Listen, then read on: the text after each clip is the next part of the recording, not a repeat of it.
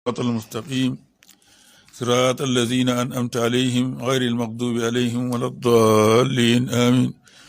اللهم صل على سيدنا محمد الفاتح لما أغلق والخاتم لما سبق ناصر الحق بالحق والهادي إلى صراطك المستقيم وعلى آله حق قدره ومقداره العظيم.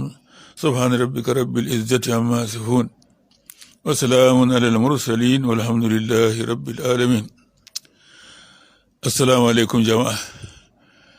يا أيها الذين آمنوا لا تقدموا بين يدي الله ورسوله واتقوا الله. السلام عليكم.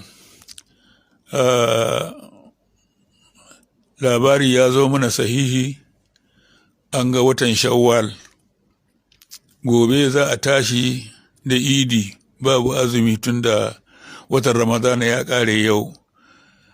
Hukuncin da aka ba mu dama aka ce biruyati adilaini au jama'atin mustafidatin, wata yana tabbata ko na Ramadana ko na Shawwal in an samu adilai guda biyu sun ce sun gani an tabbatar da adalcinsu, ko jama'a mustafida. Jama'a mustafida inda take farawa daga an samu mutum biyar baligai masu hankali to shi an samu jama'a mustafida. In an kai jama'a mustafida ko ba a binciken adalcinsu. To a nan yanzu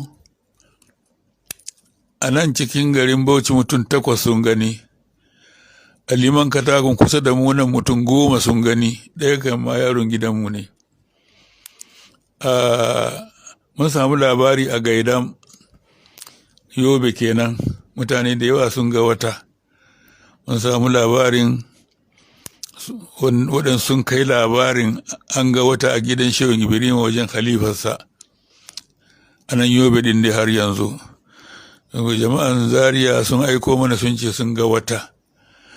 To labari ya same mu an ga wata a Kebbi ko? A Kebbi ko? Ya wuri. To tun da yake jama'a da yawa sun gani garuruka da dama, ba maganan jama'a mustafida mutum 5 adilai masu hankali, mutum 5 masu hankali balagagu ba. To lalle tunda Allah ya wajabta mana azumin watan Ramadana, yace kutiba alaikumus siyamu, wajibi kenan, kama kutiba alal ladina min qablikum la'allakum tattaqun ayyaman ma'dudat. To ayyaman ma'dudat ya fassara da shahr Ramadan allazi unzila fihi alqur'anu. To kowane wuni na Ramadana wanda Allah ya wajabta mana martabarsa akalla wata 2. In ka ci abinci da rana da gangan ko karya azumi da gangan kana baligi mai hankali, to dole sai ka yi azumin wata 2 a jere ka nan ka biya wannan wunin guda ɗaya da ka ɓata. To wannan wata mai irin wannan daraja ya ƙare yau. Gobe kuma Shawwal ne. Shawwal ma za a ba shi daraja irin na Ramadan ne, ko za a ba shi suna irin na Ramadan ya ɗauka, kuma ba a azumi ranar idi, an hana. Saboda haka gobe mun yarda da wannan gani na waɗannan jama'a, za mu tashi da shan ruwa insha Allah gobe. A watan Ramadana ya ƙare, muna fatan Allah ya karɓa mana abin da muka yi, mana gafara, ya yi dukkan bala'o'i. Allah ya samu zauna lafiya. Da mun samu labarin sahihi da wuri, da sai mu dage mu gaya wa sarkin musulmi ya yi magana a rediyo. To ba mu samu labari da wuri ba. To an samu waɗanda suka samu labarin da wurin sun je sun gaya masa ce shi ya riga ya yanke shawara ba zai canja maganarsa ba. Saboda haka tunda Allah ce kar a yadda a yanke hukunci a gaban Allah ba wanda ya yanke ba, kar a yadda a yanke hukunci a gaban annabi ba wanda ya yanke ba, kowa ji tsoron Allah kar yayi haka. Ya ayyuhal ladina amanu la tuqaddimu bayna yaday Allahi wa rasuli wattaqullah. Saboda haka Allah ne ya wajabta mana azumin watan Ramadana, ya zama rukuni daga cikin rukunan musulunci. To watan Ramadana din ya ƙare yau, saboda dama an ce in adilai guda 2 sun gani shikenan wata ya tabbata. Jama'a mustafida kuma balle jama'a masu yawa irin wannan.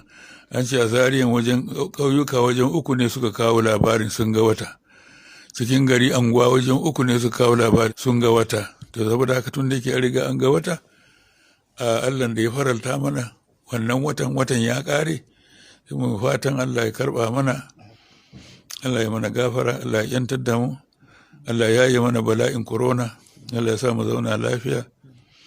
Saboda haka Allah ya so da an yi labari da wuri da mun faɗa wa sarki musulmi ya yi magana a rediyo, to ba mu ji labarin ya tabbata da wuri ba, kuma tun da yake ya riga tabbata dai babu watan ramadana din yau, daga yau ya ƙare, gobe ba shi ba ne, gobe idi ne, ba a azumi ranar idi, an hana.